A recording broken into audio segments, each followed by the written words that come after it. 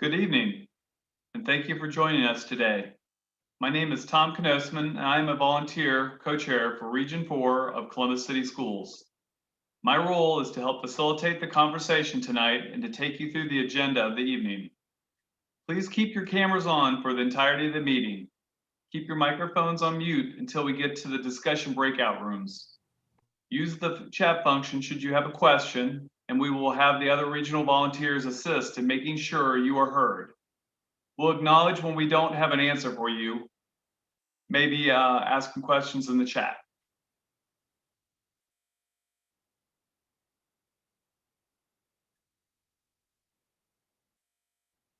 I'd like to ask everyone to please exercise a little bit of grace. Everyone will have an opportunity to voice their opinion. Help us remain positive. We know this year has been stressful, and sometimes the conversations about our facilities and planning of the future can be stressful. But we're going to remain positive and constructive. We will acknowledge when we don't have an answer right now. All questions in the chat will be documented and led by our student lead, Safi Muliwuki, and answered in the district staff by district staff at a later time and compiled into a FAQ document.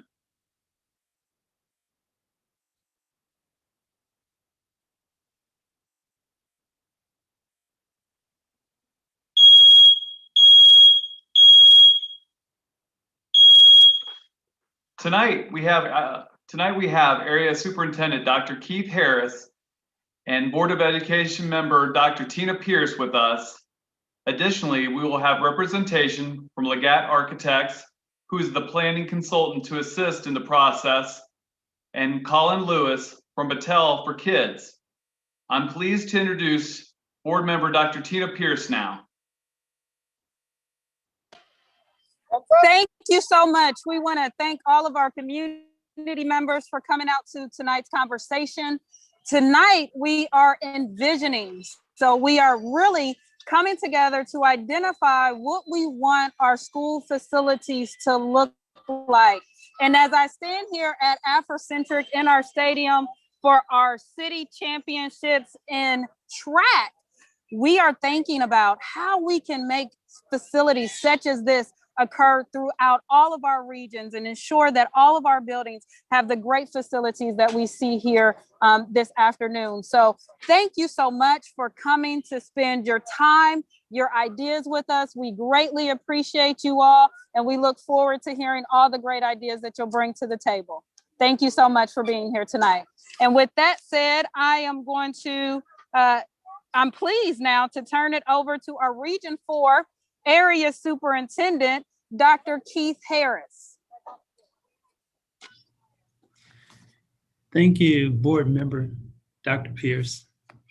Good evening, everyone. I want to thank you for taking the time to participate in the second Region 4 Facilities Master Plan meeting. For those of you participating for the first time, I'd like for you to know that Region 4 is composed of 19 schools, most of which are located in the northwest area of the city, and one program, Columbus Global Academy, which serves the needs of students who are new arrivals to the U.S. with the most limited English proficiency. I would also like for everyone to be aware that in this phase of the Facilities Master Plan process, we are taking a comprehensive look at our school facilities and CCS and how they support the district's educational vision for all students, the newly adopted CCS Portrait of a Graduate. Tonight's discussion will focus on three of those pillars of a Portrait of a Graduate: adaptability, communication, and global empathy. And specifically, we're looking at how these attributes can be translated into physical space and facilities. An important aspect of this phase is, what do facilities need to look and feel like to support the vision of a Portrait of a Graduate? So at this time, we're going to watch a video in which our superintendent, Dr. Talisa Dixon, talks about the 6 attributes of a Columbus City Portrait of a Graduate. Again, I want to thank you for taking the time to participate tonight and provide your input to this process.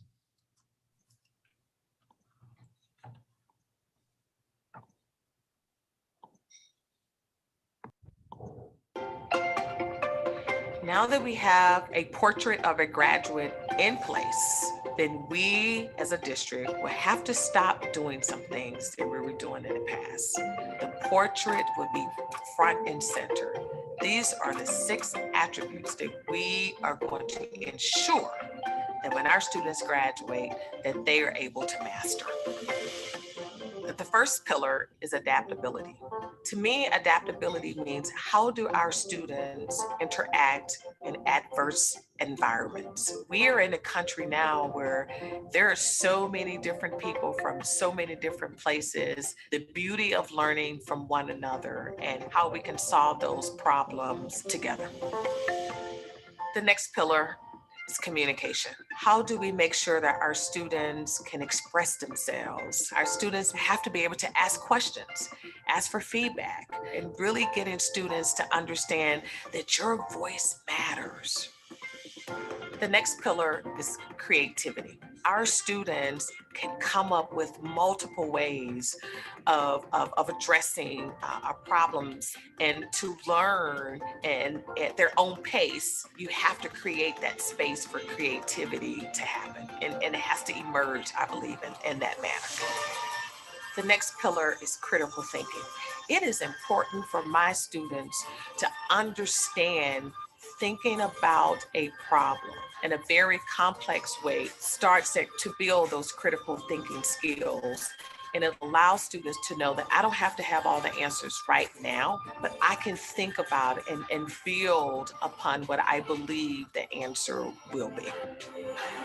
The next pillar is global empathy. How do we get students to understand that what they may see happen to another student or even to their neighbor, how do we feel? How does that make us feel when we see injustice happening, when we see poverty happen? What does that feel like? And not just locally in Columbus, but around the world. We all should be using technology as a lever to advance our students' opportunities. We as an organization, we are going to use technology to make sure that students have access. We want to be a district that when our students graduate, they can demonstrate those 6 attributes. That's what's important to us right now, to make sure that our students have an opportunity to lead. We have to be student first. And I think that's where the magic happens, is that we're doing it not just for our students, we're doing it with our students, and student voice matters.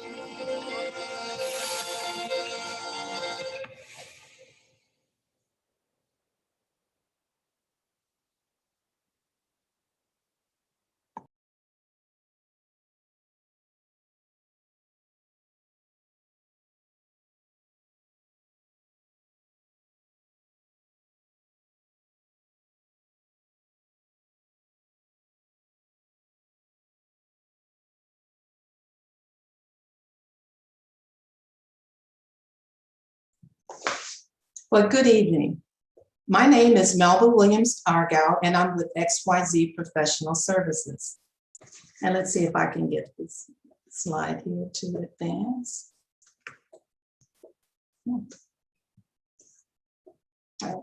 There we go. Again, my name is Melba Williams Argyle, and I'm with XYZ Professional Services, and I'm a part of a design and planning team that is partnering with Columbus City Schools and the community to put together the facility master plan. On behalf of the Columbus City Schools and the Board of Education, thank you for participating in the 2nd session of your region's facilities master plan community engagement discussions. The five-step collaboration master plan process includes the phases gather, envision, define, consider, and transform. The community engagement process is a crucial part of creating the master plan. Each step of this process is to create consensus of community values, and a full and clear understanding what the community's expectations are and for its future learning environments. Notice that the first three phases are problem defining, and the second are problem solving, meaning we're not designing anything until we have gone through the steps to understand what is needed. The process started in 2021 and is scheduled to be completed in December 2021. Your input in these community discussions will be the foundations of the facility master plan that will be reviewed by Columbus City School Board of Education, administration, and staff. Approval of the master plan is scheduled for March 2022. In April, for the gather phase, we completed a survey, participated in regional community discussions, and the facilities master plan committee convened to discuss the successes and barriers to learning in your existing school buildings. There were many items that were revealed in the discussions relating to what is working or not within Columbus City Schools. This month, in the Envision phase, the second phase of the process starts the discussion of how the successes can be elevated and the barriers can be addressed within your schools. The discussions you will be having tonight, later in the Zoom breakout rooms for the Envision phase, will lead to a program of space and place within the schools. This program will be used to start establishing master plan concepts in future community discussions starting in fall of 2021. So let's discuss the highlights of step 2 of Envision. This master plan phase is to envision your goals and aspirations for your future learning environments. Additionally, this is the time in the process for us all to understand the purpose and mission of Columbus City Schools. Some items that we want to keep in mind as we enter into the breakout room discussions tonight are highlighted here. So we have established goals and expectations. Explore your mission and how it can embody place and portrait of a graduate, and imagine the future potential of your district. And of course, as you see in the slide, we have other objectives in step 2 of including scheduling milestones, vision and values and missions, consider environmental responsibility, scheduling tours of president facilities, and analyzing this research and best practices. And at this time, I would like to introduce Mr. Colin Lewis with Patel for Kids to go through the portrait of a graduate. Mr. Lewis? So good evening, everyone. Thank you for the opportunity to share this evening. As we think about the portrait of a graduate and our collective vision for what we want for all students within Columbus City Schools, it represents a broadening of the expectations and how we define success. We are not beholden to standardized test scores. We are talking about the convergence of those 6 pillars with the academic content, so as to make sure that the students are what we refer to as choice ready, that when they get to the finish line, they can make a choice that allows them to be either enlisted, enrolled, or employed. And when you think about putting students in position to be choice ready, the learning environments in which those things occur sends a message to them about how we're preparing. And so we have to, in light of these new expectations and the new way that we are redefining success, we have to also look at the learning spaces. And we want to move away from desk and rows and rigid structures to more flexible. We want to move from closed spaces to more open. We want to have natural and artificial, not natural light versus artificial light. And we want learning spaces that show empowerment as opposed to compliance. And so you also have to take into consideration the spaces as it relates to the teacher needs for designing these learning experiences. And so most people, when you think about it, are motivated by having control over their behavior, in the space in which we work and live often sends cues about the degree to which we're afforded such autonomy. And if you think about being in the pandemic over the past year, learning, working did not just occur in an office or a traditional space. And because it can occur in many different forms, we have to make sure that we're affording the students of Columbus City Schools the opportunity to learn in the environments that support our vision for them. Thank you. Thank you, Mr. Lewis. And if I may add that finally in this presentation, you will see a series of images and concepts. In the breakout rooms, I encourage you also to reflect on what you see and how they may or may not be successful to respond to the issues raised in gather phase and the questions issued from those discussions. So also, as we move forward with the presentation, you will see a pop-up question during each of the Portrait of a Graduate pillars. Please respond, and we will make the results part of the data compilation for the Envision phase.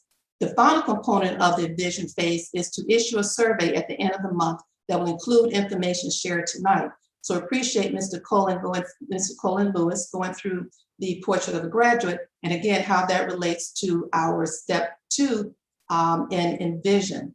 And if I may continue here, and that we have talking about old schools, that during the 19th century, the classrooms can be described as sparsely decorated and furnished, reflecting the frugality of the mostly rural times. All the grades were taught in a single room by a single school teacher. The teacher was often younger than some of the students. Studies primarily focused on reading, writing, arithmetic, as well as good manners. Resources in the early classrooms were extremely limited, consisting of slates and chalk for writing lessons and possibly a few books for literacy. During the Industrial Revolution, the percentage of people working in agriculture plummets as family farms are gobbled up by the larger agriculture businesses, and people are forced to look for work in towns and cities. Owners of industry needed a workforce and looked to public schools to provide it. Schools were designed and organized like the factories that these students were someday going to employ. As our classrooms have evolved from supporting agrarian and industrialized models, our classrooms and spaces must evolve to support a technology-based and a creative and critical thinking society and a model of collaboration. Along with changes in the physical attributes of a school came changes in the social construct of a school and what it means in a community.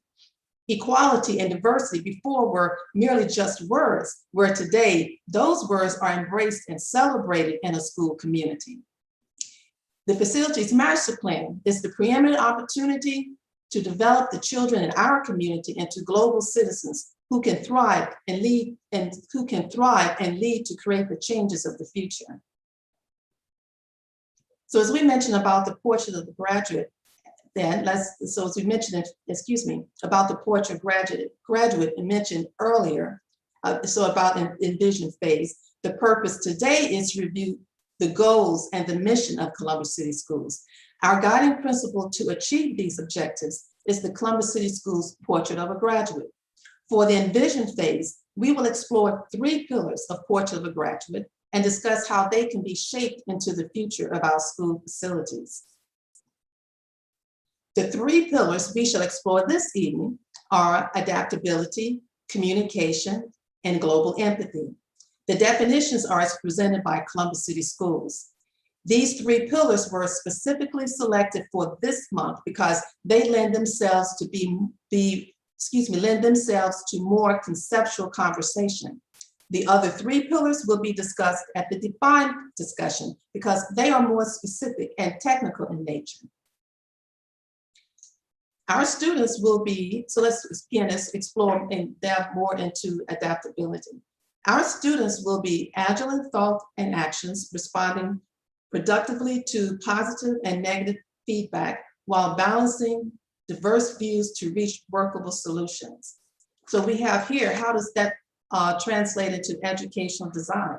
Well, we have agile, where education is without walls, education without walls with movable, adjustable furniture, rooms, and walls. Again, it translates in design as diverse, introverted and extroverted places for individual, small group, and large group learning. And now we come into the images here. So this is an existing facility where we have created adaptable space where we've achieved within the walls of an older school building. We've maximized daylighting. We have desks and chairs on rollers for allowing various space configurations and adapting to teaching and learning styles. We have small group collaboration and large group discussions and presentations. Look at this image here. We have movable walls, allows relationship between spaces, ability to control the space as well through technology, using lighting. Notice room size, notice furniture. We're creating space for multiple learning styles. Notice the acoustical treatment, the floor finishes, carpeting versus hardwood flooring. So carpeting is for sound attenuation, so we can have space for presentation, audio visual equipment, and presentation space. In this image, we're observing learning in action, individualized and specialized learning. The students who need the teacher's attention are getting it. The students who need time to finish their work individually are getting it. Notice also those overhead doors, allowing relationship between spaces. And with the push of a button, faster and less energy than moving walls. A touch of a button, the overhead doors close to enclose the space for more private learning separate from the circulation space. And this is the same room from the opposite view, where tables for collaboration and learning instead of desks. Openness and close proximity allow for team teaching. Now we're talking about diverse spaces. Oh, and here we have a pop-up question. Remember we talked about the quiz here, so please feel free to answer here. We would like to get your feedback. In this image, we have a diverse spaces. This space serves as the cafeteria, the mobile library, and assembly space. This space is the center of the school, and an overhead doors open to this area. There's transition spaces that are large, open, and welcoming, allows for casual and relaxing environment, and allows for students to have ownership of their time.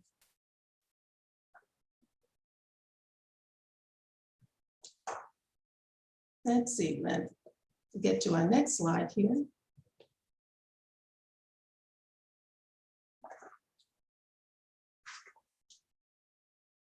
Let's see. Oh, we got a sneak preview there. What's to follow? And in our next slide here, we have corridors that can be used so much more than just gliding students from one space to another. We have diverse furnishings that allow for casual exchanges, privacy, but still far part of the collective, and it allows for individual or group activity. And look at this space, spaces that are opportunistic, that are quiet, and allow for respite and for introverted learners. Our next pillar is communication. Our students will effectively express thoughts and ideas using oral, written, and non, while being active listeners, able to decipher meaning and intention. So in this, again, how we translate this into education design? Well, expressive. Set the stage for sharing information on stage, in class, and online without boundaries. Also, communication is focused, inspiring listening and absorbing information in a soothing environment with less distractions. So here we have here we have these spaces that are very expressive in a traditional sense of communication for the entire school body, student body to participate. And this is a renovation project where the space was reduced from 1,500 seats to 800 for more intimacy and better acoustics. Here we have from static space to a more flexible space. And behind those curtains is actually a larger venue that opens up to the gymnasium. And we have connection to the rest of the school activity, aesthetically and physically. And the floor, look at the pattern there, the floor pattern there is leading the way. This image is one of my favorite ones. It's develop trust between staff and students, but that's my opinion, but we want yours, okay?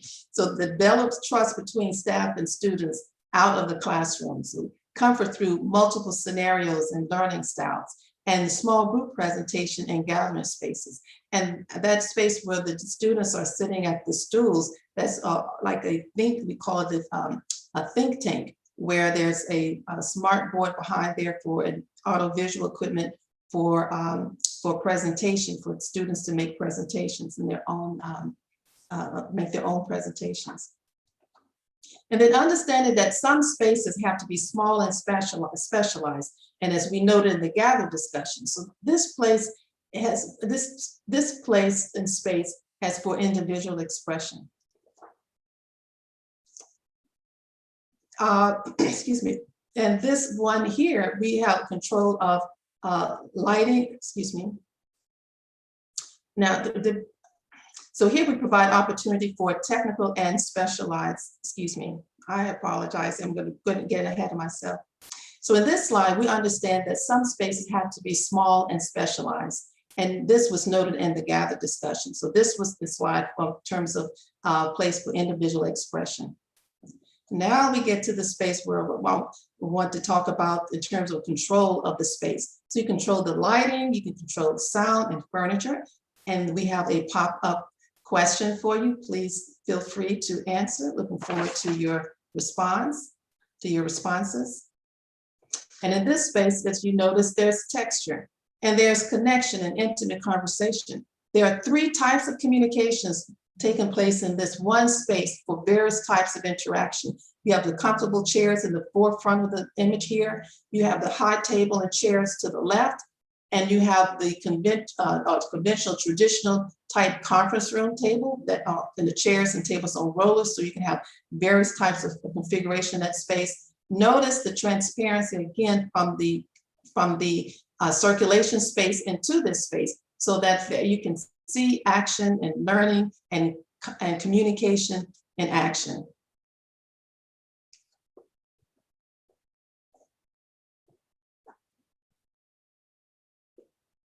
And our next slide we will have is one that is one of technical discussion. Let's see if I can get, there we go. So we provide this opportunity for technical and specialized discussions. So we have a room within a room, and for introverted space, it has opportunity to observe larger groups. In this space that we have, again, how you can control it through lighting and sound and furniture, and the textures, again, with carpet, and notice the seating at the far end of the room there along the wall. There's connection, so we have intimate conversation. Again, 3 types of communication in one space for various types of interaction. So you have direct, and we also have a direct connection to the circulation in the building. So the opportunity for impromptu communication. In this slide, we have opportunity for student and staff connection. The conference room is no longer just for administration. Most used rooms, and this is the most used room in this high school, and is located at the main intersection. Also, this space can be used, as we had noted, and that community had noted in the gather discussion, opportunity for teachers to collaborate as well. Our next pillar that we will explore is global empathy. Our students will value and engage diverse cultures and unique perspectives through mutual respect and open dialogue, while taking action to make the world more equitable and inclusive. And how does that translate into education design? Well, by being welcoming. Every family, every student should feel welcome in their school and ownership of their learning. Secondly, we can look at design through sustainable, environmental responsibility for display through material selection, indoor air quality, and daylight. So now in this space here, this is reflecting on a historical context in terms of being welcoming to something new. And it's an introduction for the sense of place for the school building. And it's a way of creating empathy for history and being respectful of it. This image of outside and exterior of the building makes a statement of importance. community expression, aesthetically fit in the context of the community. And the gathered discussions revealed the importance of the schools as a beacon of the community, and great interest and connection to the neighborhoods through landscaping and pathways is evident as well. And this slide, while this one, for this school, this early learning center creates a sense of ownership. Note the little blue door to your right, showing the little learners that this is for them. And notice the exterior facade, again, with the facade is with glazing and windows. So it's a visual connection, seeing how exciting learning can be, and that learning and teaching does not have to be a mystery or be mysterious. Here we're showing an understanding and celebration of cultural difference, designated space for this celebration through music. In terms of global empathy and sustainable, we have which encompasses environmental awareness, colors and textures to nature. And again, we have a pop-up question, and again, we look forward to your responses. So we have colors and textures relating to nature and the calm indoor environment.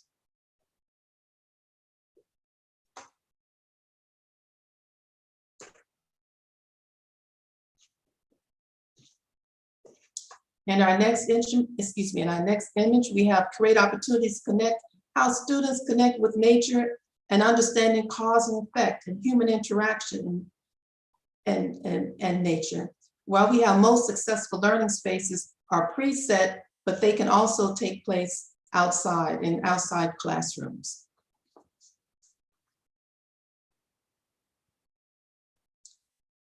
And we want to create opportunities to connect how our students will work with nature, understanding the cause and effect, promote discovery, enhance and teaching environment. And this is a STEAM lab that attached to a greenhouse. We want our students to understand nature by being immersed in natural surroundings, promoting awareness.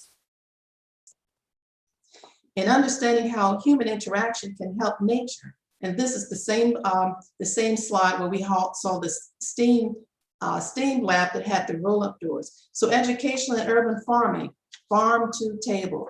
So it makes a difference. So your discussion of food deserts, as we talked about in the gathered discussions. Cause and effect. How do my actions affect how we eat? Health and wellness approach, potential for student-run spaces. Interaction of teaching space and natural environment, design the outdoor space for purpose. Outdoor learning doesn't work if it's not comfortable, but must be a part of your curriculum. Create awareness of student health. So now that you have seen what classrooms can be, take your reactions to the breakout rooms for further discussion. That is the conclusion of our portion of the presentation. And with that, I'll hand it back to our regional co-chair.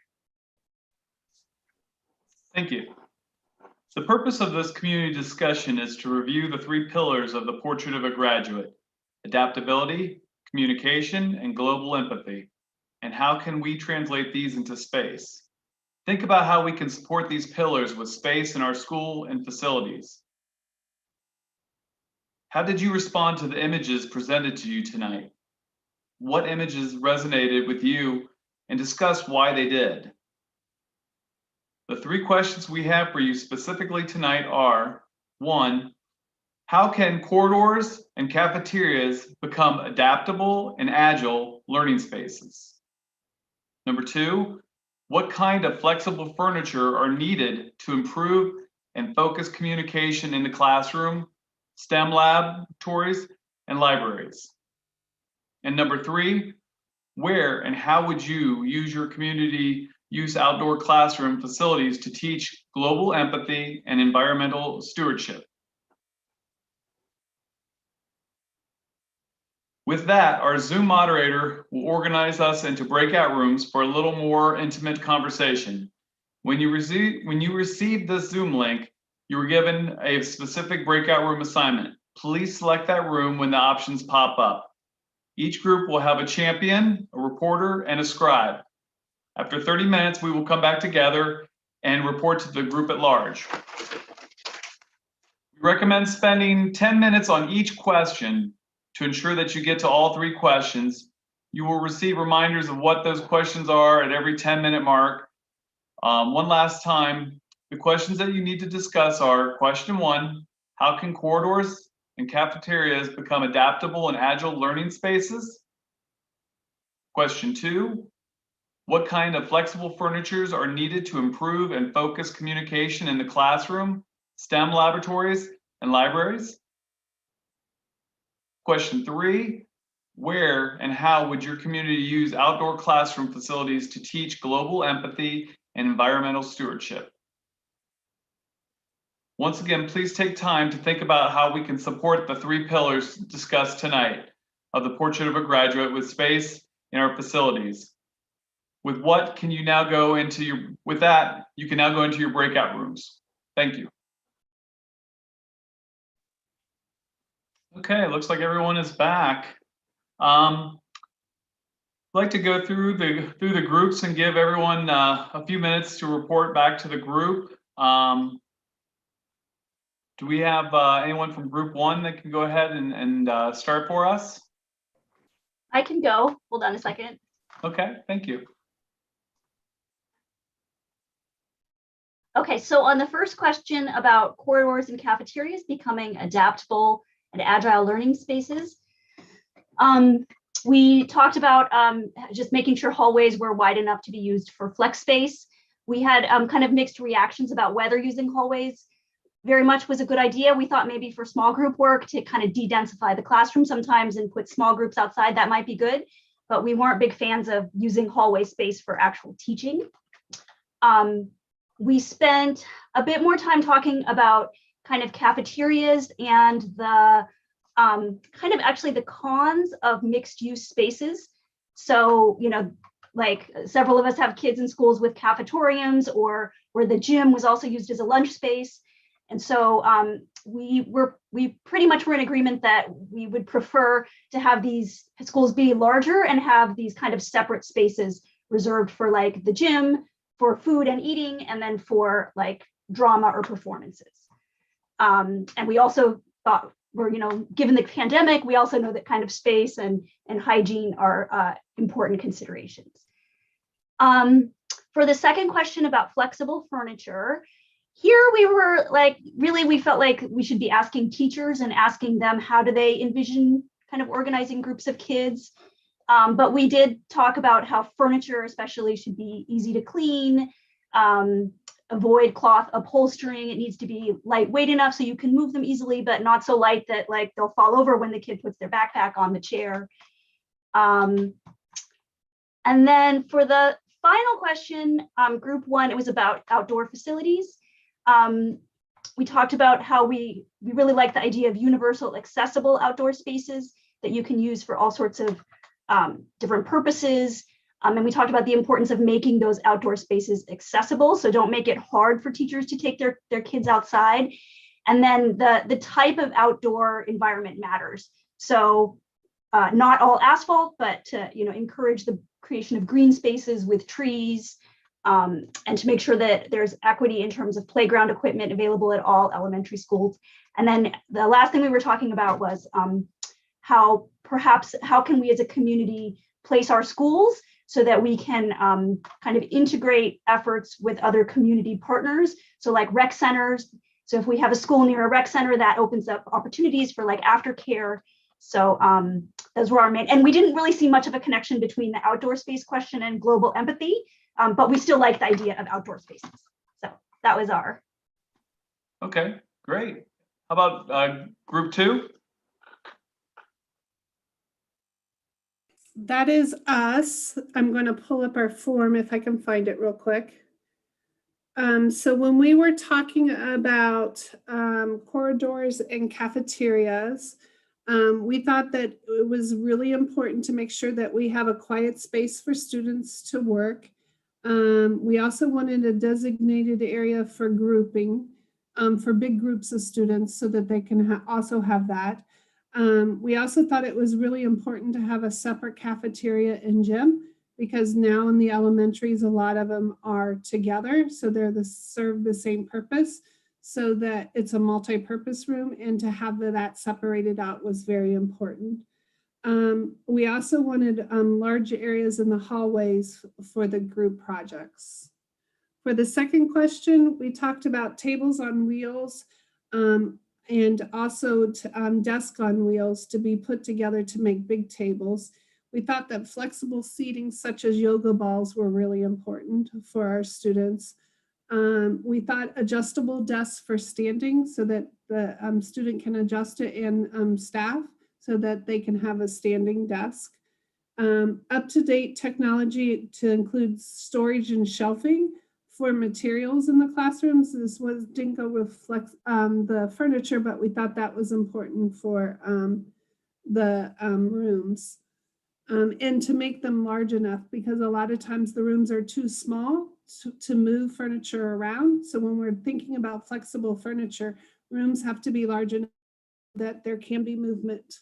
For the third question, we talked about that we thought it was very important to have a learning area outside. And we would think it would be a covered area because we thought that would be good. And we talked about plants and gardens and animal observations. And we also talked about partnering with the Civic Association. So that was our group. All right, thank you. How about group number 3, please?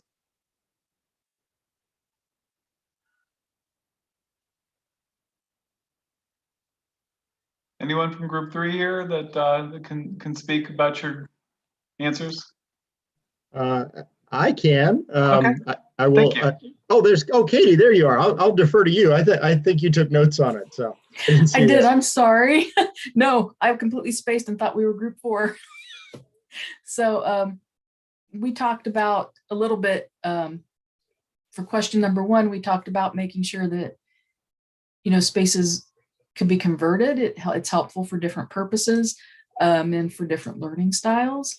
We talked a little bit how Ben, he's from Indianola Informal, that they do the best they can with their traditional footprint, but they've really worked to make the classrooms a lot more accommodating and with what they have. So it's awesome that the district is looking at this as well.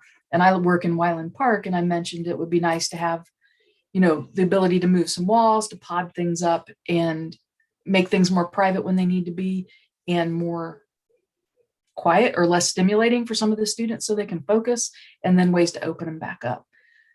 Flexible furniture, just really talked about accommodating different learning styles, standing desks, if there's things that help kids if they're fidgety, like the swing bars that are under desks, lots of spaces that accommodate different learning styles, as well as, and for me, and I didn't say this in the meeting, but I thought about it when I took my notes, different body types, because not all kids are small anymore. And everybody thinks that kids are small. So everything is really small. So things that work for all kids, I think, is really important when it comes to talking about actual furniture. And that helps as well, things that move easily, so you can accommodate if you have one space that's serving multiple purposes. So if it's a classroom and then it's a laboratory and then it's a library, how can you move stuff around easily to make that happen? The third one, outdoor, Ben talked a lot about what Indianola does, that they have access to green space into the ravine, and that it's always been part of their history at the school to really utilize that space. And they have a community garden. So, really looking at schools, I think, that already do that kind of stuff and do it successfully, and how can we translate that to other schools that might not have the locations that are exactly the same, but how can they share that would be awesome. Because having access to green spaces has been proven to improve children's mental health. So how can we really use that for some of the SEL benefit, as well as for teaching global empathy and focusing on environmental stewardship? I think that would be important. There was a final question that just said any other kind of questions or comments. And the other thing that we did talk about is, if we go about changing spaces and making more alternative learning spaces, making sure that is something that happens district-wide. So that way it doesn't turn into a child who's in an alternative space in elementary school going to a more structured traditional middle school and not adapting as well. Because now all of a sudden the learning style that they've been used to K through 5 and succeeded at is no longer relevant. So making sure that we're aware of that as we make those transitions. Thank you. All right, how about group 4? Do we have someone from group 4 that can speak? I guess I can. Okay. So the first question was about the corridors and cafeterias. And we talked about, you know, with buildings now that are so far over capacity, you now have hallway space that is now taken up by more lockers that had to be put in for more kids that are in the buildings. And so your hallways have shrunk over the years to where there isn't actually very much space for kids to actually even walk down the hallways. I teach at Centennial. We have a very unique building, but we have like these little hallways off to the side where it has like a quad of 4 classrooms. And it is nice to have that corridor space that leads to the emergency exit doors at the end of the hallway, where like I can send a group to go do small group work, you know, where they want to practice their presentation, but they don't want to do it in front of the whole classroom. You know, they have the ability to go in the hallway and practice. So having more spaces and having more classrooms that have that ability would be nice. And then having places that have where you have your cafeteria as kind of like the catch-all of everything. It is nice that, you know, we have a centralized cafeteria where, you know, that's kind of the main center, but you know, it's also now like the spare place where we put classrooms that are in overflow right now. It's also where all the sports teams gather to practice, you know, and so it can be very confusing about what the space was intended for. And then having spaces that are multi-purpose that can essentially be transitioned would be really nice, that, you know, you have the ability to have it serve multiple purposes. I know we talked a little bit about having that outdoor space connected to cafeterias so that, you know, kids have options about where they want to eat and where they want to sit, and having some lounging spaces available. For the second one, we talked about flexible furniture and STEM labs and libraries. Having, you know, the ability to have different types of furniture for kids to be able to utilize, you know, when they want to have a reading space, or, you know, I teach robotics, and I would love an actual robotics room where I have the equipment and I don't have to tear down the course every time we get done practicing, because I have to re-put my classroom together because I have class tomorrow morning. You know, so it would be nice to have designated spaces for those types of labs, and give some schools some choices about those flexible spaces. You know, the programs and things that are happening at individual buildings, like they should have some say in what those spaces get to be. And then we also talked about making sure, I mean, I am a proponent of natural light and some windows and some fresh air, and those are all things I don't have at Centennial. So I would love those in every building. And you know, we're dealing with very non-traditional shaped rooms, and so not having the space to actually configure furniture. Like, I can only fit 8 tables for 36 kids in my room in one configuration, and there really isn't any choice to that. So it becomes a space issue of, when you have 7 walls and only 1 right angle, it makes putting desks in there very interesting and a geometric puzzle in every classroom, because every classroom is shaped differently. So it's not a one size, hey, you can have this space and you can change it the way that you want it. It really does confine us. Now we have flexibility to, you know, ask for different furniture and what fits us. And I love that as a staff member, that I have the flexibility to ask for those things, and that my administrator supports us in that. So, but I do feel like we are constricted just because of space. There isn't enough space for us to actually have the flexibility to have, you know, a variety of flex spaces that we can move around the room, because a lot of configurations might not work in certain rooms. And then the outside, you know, to have it be outside seating available for classrooms, for eating, for, you know, making sure that there's multiple classroom spaces, you know, some greenery spaces, but still have technology available to teachers outside, you know, that you can still have some usage of technology when even you're outside. You know, whether that is portable technology that you can take with you in order to still have that capability. But I want to, you know, I would want to make sure that, you know, that those options were available and that it wasn't necessarily just, well, we have this one space and you're going to have to reserve it, you know, 4 weeks in advance to be able to have that space for a certain class. You know, if there are multiple spaces where we can go as staff and with our students, I think that, you know, that teachers would definitely take advantage of that. And that's, I mean, I can tell you from working in Region 4 for quite some time, you know, during this I participated through this last process when we talked about all the renovations and things. And I know that parents were extremely upset in the last time because there were a lot of schools in Region 4 who were put in phase 3 of what we were going to get and how changes were going to be made. And basically everything kind of went on the chopping block when the money ran out. And so I know parents in our feeder patterns were extremely upset by that, that our district, our elementary schools, our middle schools got shafted when it comes to the facilities master plan.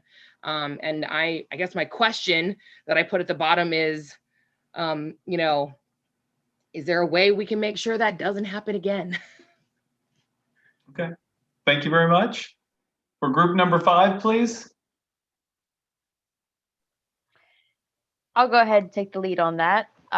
So for the first question on the corridors and cafeterias, we discussed having areas with more open windows, larger windows to allow a natural light, as well as having areas outside of the general cafeteria where students can kind of branch out and sit amongst their small friend groups or by themselves if they wish to just have their lunch. And this could be outside areas. It could be a more open room that just sort of allows them to get out of a more cramped cafeteria. For question 2 with the flexible furniture,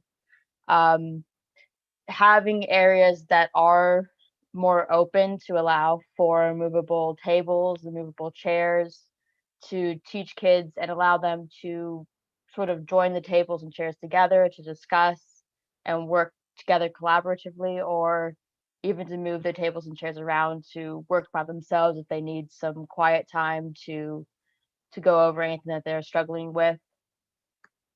As for the outdoor classroom, we talked a lot about having gardens available so that kids can work on these gardens and get a personal connection with the environment.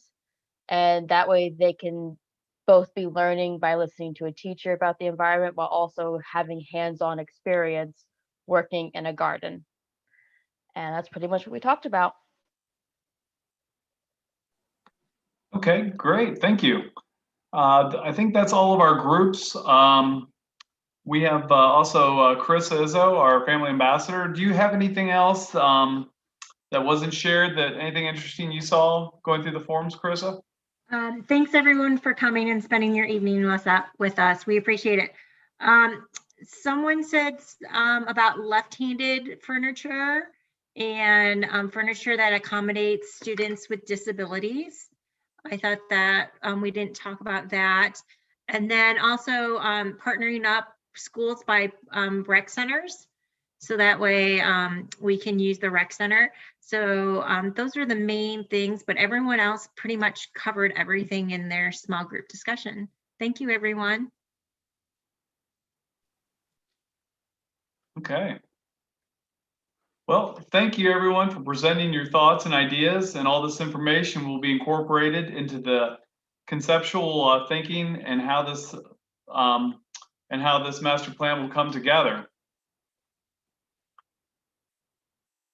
The next set of community conversations will take place on June 21st from 7:30 p.m. to 9. In June, we will discuss the remaining 3 pillars of the Portrait of a Graduate. The last 3 pillars are creativity, critical thinking, and technology are driving forces to define educational space in terms of quantity and quality. We will be looking at what they do, or what they do look like and how they feel, as well as where they are in the building and how they are to be used. The comments from tonight, along with the comments from the community discussions from the other 5 planning regions, will be reviewed at the facility planning committee meeting. This review process will lead to future questions in the upcoming surveys and the discussion points in the future community meetings. Please join us on Wednesday, May 26th at 6 p.m. By tuning in virtually, as this meeting will be live streamed on the district Facebook and YouTube page. Thank you so much for taking time to share today. We look forward to a new survey for the Envision phase in the coming weeks. We look forward to our next community discussion to review the 3 remaining pillars of a Portrait of a Graduate later in June. Your input is greatly appreciated. Thank you all.